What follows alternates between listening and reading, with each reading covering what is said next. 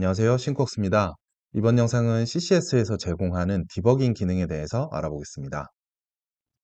이전 영상을 복습할 겸 빠르게 프로그램 로드까지 진행해 보겠습니다.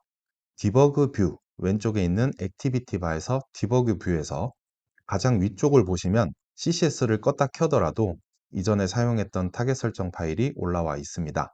여기 바로 왼쪽에 보시면 스타트 디버깅 아이콘이 있고요. 이거를 눌러보시면 지난번에 사용했던 28377D 칩의 코어들이 스레드 섹션에 잘 올라온 것을 볼 수 있습니다. 그리고 CPU1을 선택하시고요. 마우스 오른쪽 클릭, 커넥트 타겟. 그러면 연결은 되었지만 멈춰 있다 라는 의미의 헐티드로 변경이 됩니다. 그리고 런 메뉴에서 로드 프로그램, 그리고 혹은 아래쪽에 랩 2-2.out이 바로 있는데요. 요거 선택하겠습니다. 그러면 랩 2-2 프로그램이 잘 올라왔고요. 메인 함수 첫 번째 줄에서 대기하고 있습니다. 자, 이제 본격적으로 디버깅을 시작해 보겠습니다. 대부분의 디버깅 기능은 뷰와 런 메뉴에 있습니다. 뷰, 그리고 런. 네, 두 개 메뉴에 대부분 있고요. 자주 사용되는 기능들부터 말씀을 드리겠습니다. 가장 먼저 살펴볼 기능은 브레이크 포인트와 와치 포인트입니다. 프로그램을 원하는 위치에서 멈추고 싶을 때 사용합니다.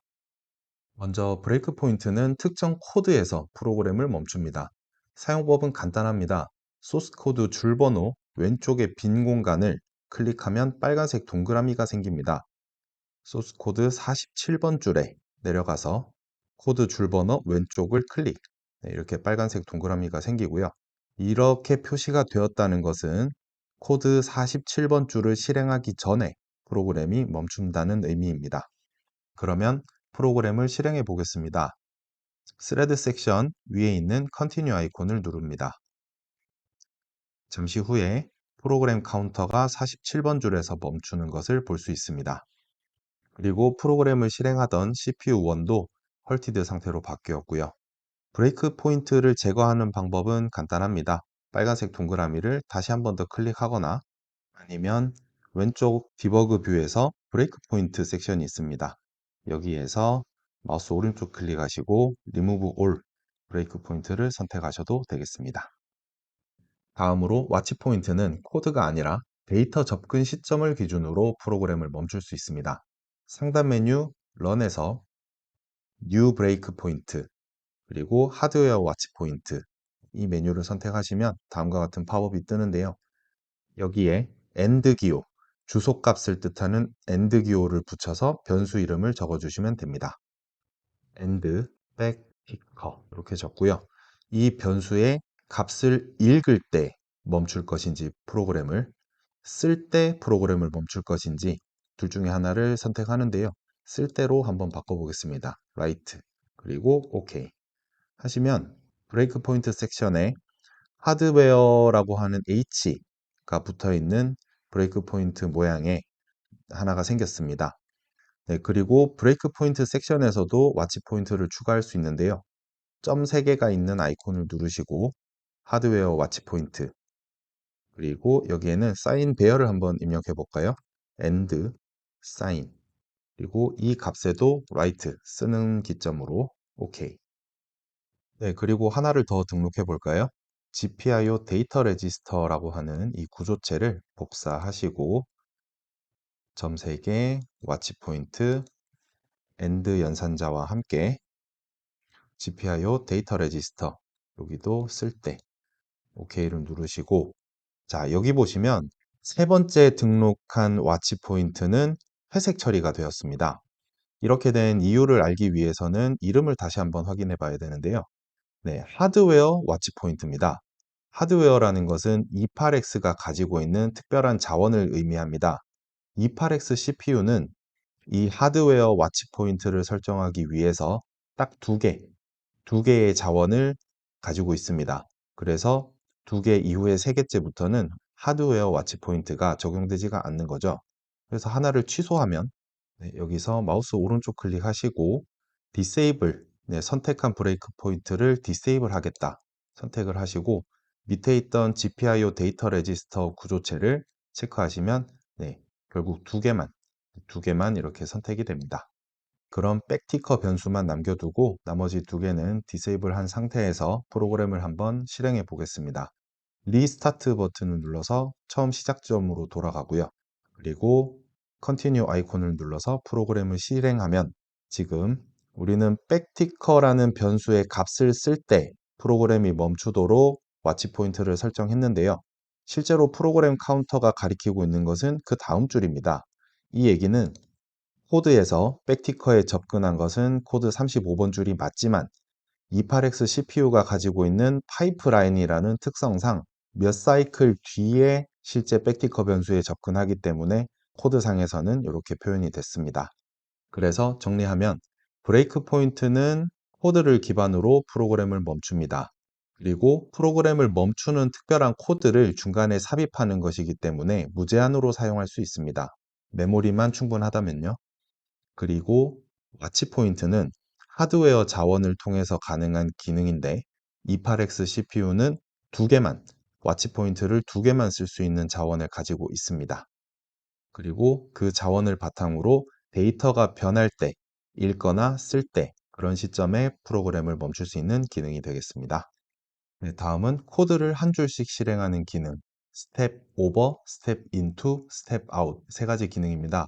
이전 영상에서 한번 다뤘기 때문에 짧게 한번 짚고만 넘어가겠습니다.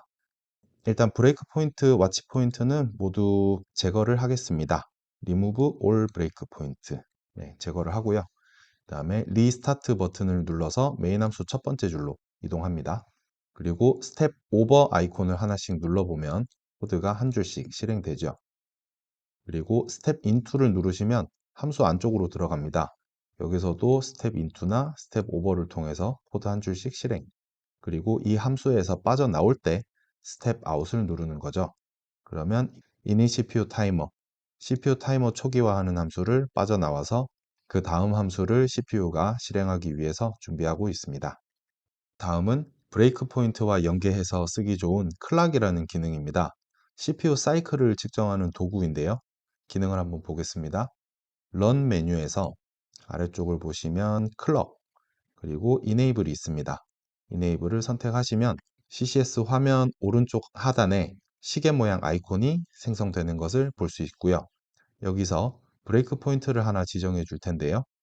소스 코드 47번 줄에 브레이크 포인트를 지정하고 다시 한번 프로그램을 실행해 보겠습니다. Continue. 그러면 프로그램이 47번 줄에서 멈추고요. 시계 모양 아이콘 옆에 숫자가 적혀 있습니다. 이 숫자를 더블 클릭하면 0으로 초기화. 여기서 단축키 F5번을 눌러서 다시 한번 프로그램을 실행해 보겠습니다. 그러면 시계 모양 아이콘에 4천만에 가까운 숫자가 적혀 있습니다. 다시 한번 초기화하고요. F5번으로 Continue.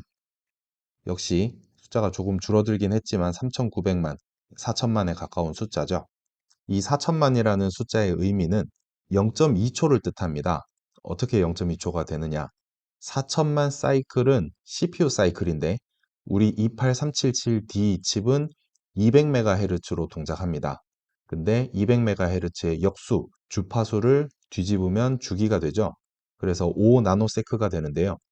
5나노세크 사이클을 4천만 번 했다는 거죠. 그래서 둘을 곱하면 200mS, 0.2초가 됩니다. 그 0.2초는 위에서 우리가 CPU 타이머를 0.2초로 세팅을 했기 때문에 0.2초마다 플래그가 들리는 이 타이머에 의해서 들어오니까 그래서 0.2초마다 브레이크 포인트가 걸리는 것이죠. 그렇게 0.2초에 대한 의미를 알아봤고요. 이 클럭 기능이 정상적으로 동작하고 있다는 것을 알 수가 있습니다. 그리고 시계 모양 아이콘을 더블 클릭해서 숫자를 초기화했는데요. 그게 귀찮으시다면 클럭에서 셋업으로 가셔서 리셋 옵션을 매뉴얼 수동이 아니라 오토로 변경을 해주시면요. 그리고 F5번 실행할 때마다 이렇게 4천만에 가까운 숫자가 계속 나오는 것을 볼 수 있습니다. 지금 프로그램 실행할 때마다 나오는 4천만에 가까운 숫자가 두 종류입니다. 3,900만으로 시작하는 것과 4천만으로 시작되는 것. 그 둘의 차를 빼보면 14사이클인데요. 47번 코드를 해제하고 40번에 브레이크 포인트를 걸겠습니다. 여기서 실행을 해보면 14사이클이 나오고 있습니다. 이게 어떤 의미냐면 이 플래그가 들리기 전에 이 백티커를 증가시키는 코드가 한 번 더 실행이 됐느냐 안 됐느냐 그런 차이 때문에 두 가지 숫자가 나오고 있었습니다. 자, 이번에는 그래프 기능 한번 보겠습니다. 브레이크 포인트를 40번 해제하고요. 47번에 다시 걸어줍니다. 그리고 F5번 컨티뉴 버튼을 누르고요. 여기에 멈췄다는 의미는 사인 배열을 1024번 가득 채웠다는 의미가 됩니다. 네, 그러면 저 사인 배열 안에 있는 데이터를 그래프로 그려보면 사인 그래프가 나오겠죠? 그걸 한번 보겠습니다. 네, 상단 메뉴 뷰에서 그래프를 선택하고요. 타임, 시간축 그래프를 봅니다. 네, 제목은 원하시는 걸로 입력하시면 되고, 네, X축, Y축 제목들도 똑같이 원하시는 거 입력하시면 되겠습니다. 그리고 캐패시티는 데이터 몇 개를 보여줄 것인가 하는 것인데, 배열이 1024개니까 여기도 1024개. 그리고 어떤 것을 보여줄 거냐? 우리는 사인 배열이죠. 입력을 하면 관련된 텍스트가 나옵니다. 사인. 그리고 이걸 설정을 바꿔보면요. 이 사인 배열은 1024개이고 자료형이 좀 다르게 나오네요. 여기서 32비트 플로팅 포인트 선택. 그리고 만약에 지금 그래프로 보려는 데이터가 ADC를 통해 얻은 것이라면 이 ADC 샘플링 주파수를 입력하셔도 되겠습니다. 지금은 단순히 계산 결과인 데이터의 나열이기 때문에 기본값으로 두고 OK를 합니다. 그리고 OK. 잠시 뒤에 그래프 창이 뜨고요. 갱신을 하려면 리프레시를 누르시면 데이터 1024개를 가지고 만든 사인 모양이 나오게 됩니다. 그리고 연속해서 시간이 흐르는 어떤 데이터라고 한다면 연속 갱신을 의미하는 Continuous Refresh 버튼을 활성화시키시면 데이터가 계속 흐를 겁니다. 지금 이 계산 결과는 사인 배열을 채울 때마다 사인 0에서부터 동일하게 계속 반복하기 때문에 모양이 변하지가 않습니다. 네, 이렇게 만들어진 그래프 창은 자유롭게 이동이 가능합니다. 원하시는 곳에 놓고 관찰하시면 되겠습니다. 네, 이번에는 변수를 관찰할 수 있는 와치 섹션을 한번 보겠습니다. 여기서 더하기 버튼을 눌러서 변수를 등록할 수 있고요. 백티커 등록해 볼게요. OK. 그리고 여기도 Continuous Refresh가 있습니다. 연속 갱신이죠. 이렇게 할 수 있는데 브레이크 포인트를 해제하고 F5번 Continue를 누르면 변수 값이 갱신되는 것을 볼 수 있습니다. 메모리 뷰는 28X 안에 있는 메모리를 실제로 보고 데이터도 수정할 수 있는 기능을 말합니다. 뷰 메뉴에서요. 아래쪽에 메모리를 선택하시면 네, 이렇게 메모리 뷰가 생성이 됩니다. 여기에 로케이션, 사인 배열을 한번 관찰해 보겠습니다. 주소 값을 의미하는 AND 연산자와 사인 입력하시면요. 이 사인 배열의 시작 주소부터 쭉 값들이 나오게 됩니다. 지금 보고 계신 값들은 16진수 값들인데요. 우리가 저장한 데이터는 플롯이니까 32비트 플로팅 포인트를 선택합니다. 그러면 포맷을 선택하면 플로팅 포인트 소수 타입으로 값이 보이고요. 지금 보시면 값이 점점 커졌다가 다시 0.5에서부터 점점 작아지는 이런 사인 데이터를 보이고 있습니다. 메모리 뷰 기능 중에는 현재 메모리에 있는 데이터를 PC로 꺼낼 수도 있고요. PC에 있는 데이터를 메모리 안으로 다시 기록할 수도 있습니다. PC로 빼내는 것 같은 경우에는 포맷을 결정하는 메뉴 오른쪽에 있는 위쪽 화살표 익스포트 데이터를 선택하시고요. 어떤 포맷으로 파일을 만들 건지 결정하는데요. 인텔 헥사가 아니고 저희는 TI 데이터로 해보겠습니다.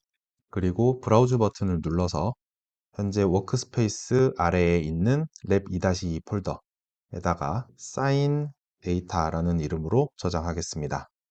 파일 포맷은 TI 데이터, 그리고 데이터의 포맷은 8비트 바이너리가 아니고요. 32비트 플로팅 포인트로 아까 만들었었죠.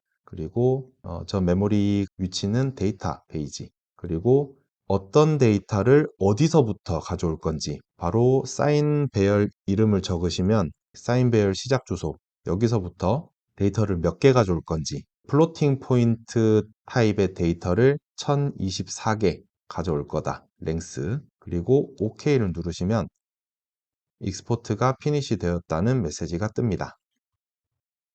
실제로 워크스페이스 폴더에 왔고요. 랩 2-2 폴더 아래에 가보시면 사인 데이터라는 파일이 생성되어 있습니다. 여기 마우스 오른쪽 클릭하시고 메모장으로 열어보면요. 12000번지, 저희 사인 배열의 시작 주소였죠. 여기서부터 데이터 16진수로 400개, 그러면 1024개가 됩니다. 이렇게 해서 첫 번째 번지는 0, 그 다음에 점점 값이 커지고 0.5까지 커진 다음에 다시 점점 작아지는 사인 데이터가 잘 익스포트 된 것을 볼 수 있습니다. 그럼 이번에는 익스포트 한 파일을 다시 임포트, 불러와 보겠습니다. 프로그램을 리스타트 하고요. 여기서 사인 배열 초기화되는 시점, 그러니까 무한루프 처음 들어간 지점 40번 줄 코드에 브레이크 포인트를 지정하고 F5번으로 실행.